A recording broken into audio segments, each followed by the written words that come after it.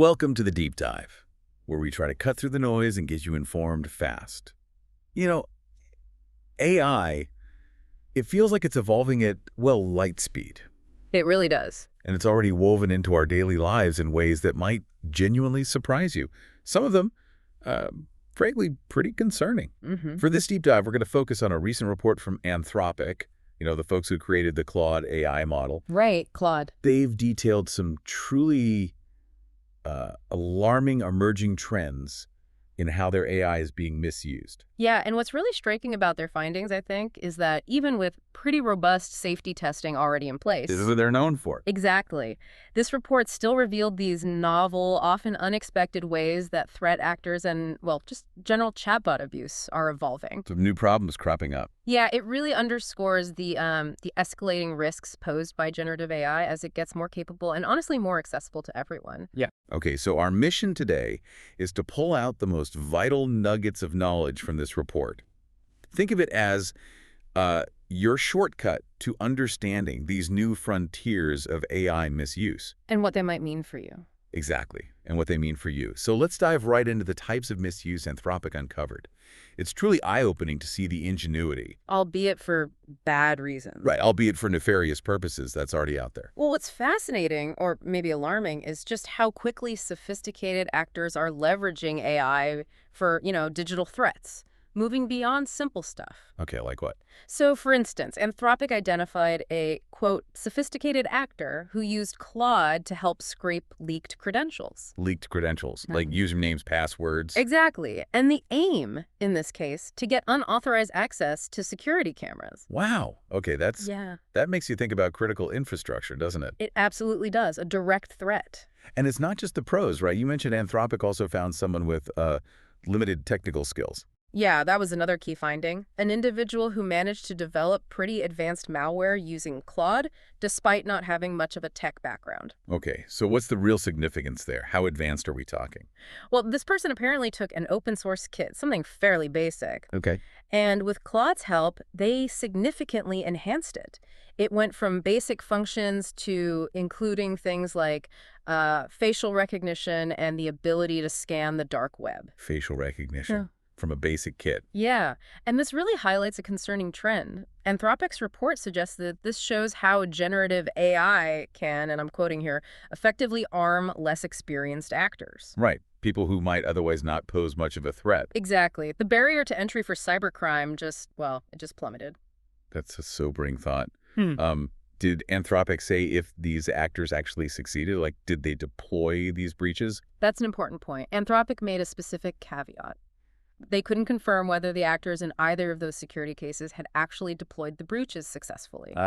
Their focus was more on detecting the intent and the capability that the AI enabled. Got it. So we've covered the security angle, which is clearly impactful. Yeah. But what happens when this power for deception moves beyond direct attacks? Into, like, our public conversations. Yeah, this next bit really hits closer to home, I think, for anyone just trying to navigate the online world day to day. Okay. So if we connect this to the bigger picture, the influence as a service operation Anthropic uncovered represents a really significant and, frankly, pretty unsettling evolution in digital influence. Influence as a service. Yeah, they actually called this the most novel case of misuse they found. And why is that? What makes it so novel? Well, actors were using Claude to generate all sorts of content for social media, not just text posts, but even prompts for AI image generators. Okay, so generating fake stuff. But here's the key part, the really novel part.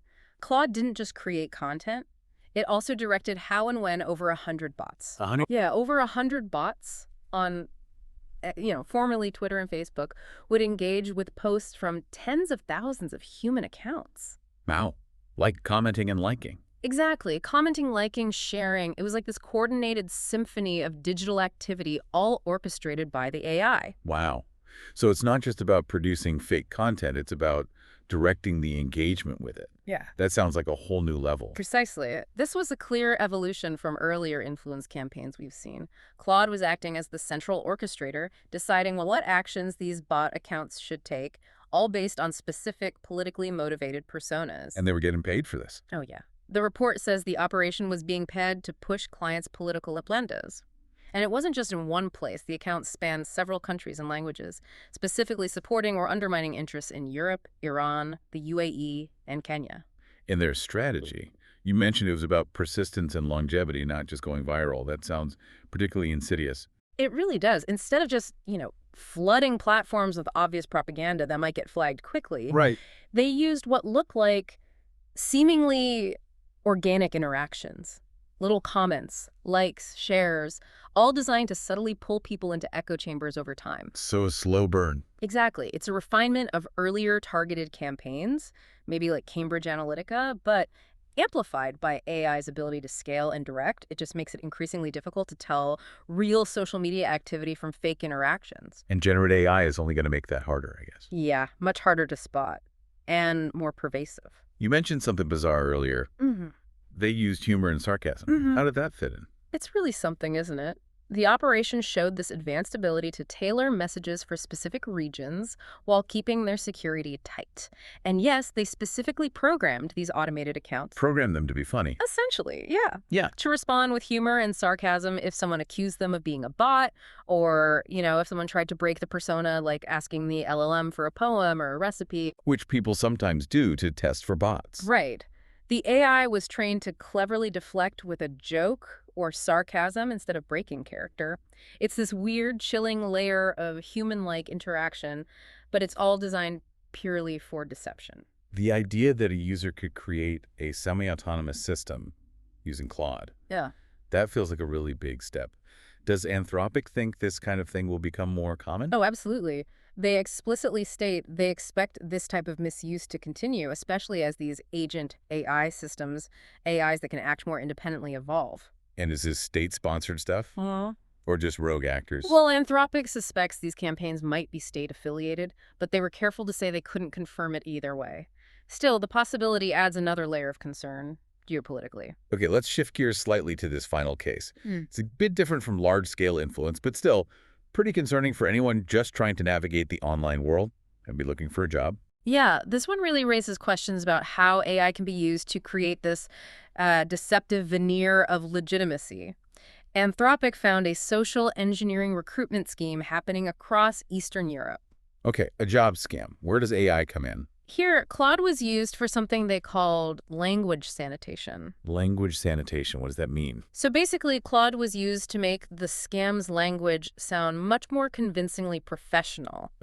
Cleaning up bad grammar. Exactly. It involved laundering the original text, which might have been written by a non-native English speaker, maybe full of errors or awkward phrasing, Right. and making it appear as if it was written by a native speaker. This helped the scammers pose much more effectively as legitimate hiring managers.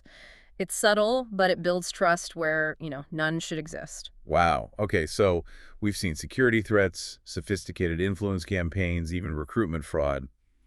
What does all this mean for AI safety? How are companies like Anthropic trying to fight back, especially when the threats are so new? Well, what's interesting here is Anthropic's proactive approach. They have this intelligence program, basically a dedicated team of researchers and analysts. Humans, not just algorithms. Right, exactly. And it acts as a crucial safety net. The program is specifically designed to find harms that their standard automated detection might miss. Okay. And importantly, to add that human context on how bad actors are actually using their models maliciously out in the real world. So it's not just about technical fixes, it's also understanding the human element, the intent. Precisely. Their process involves analyzing real conversations, looking for misuse patterns, finding specific nasty cases, and then taking action, like banning the accounts behind them. And they're sharing this publicly? Yeah, and they said they specifically selected these examples because they clearly illustrate emerging trends. The hope is to contribute to a broader understanding of this evolving threat landscape. Helping the whole AI ecosystem build better safeguards. Exactly. It's about that collective defense idea. And that transparency feels really valuable.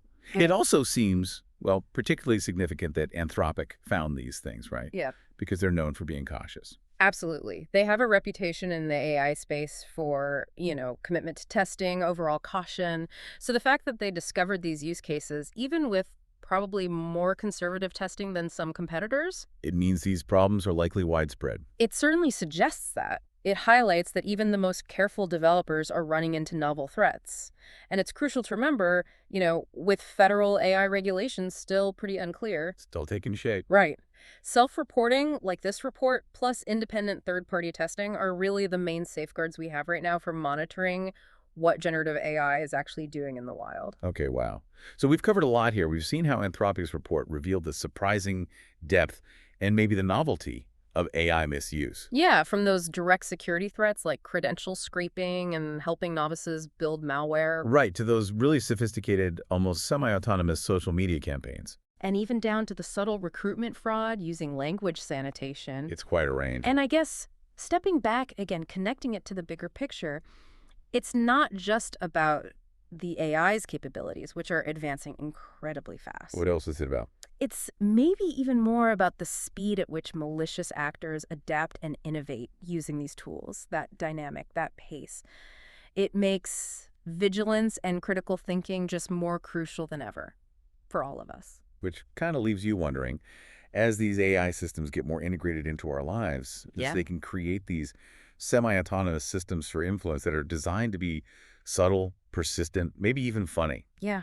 How do you, as an individual listener, how do you cultivate that critical thinking, that digital literacy you need to tell the difference between what's real and what's manipulated, especially when the manipulation is designed not to be obvious? That's the challenge, isn't it? It really is, and it's a challenge that seems to be evolving almost every single day.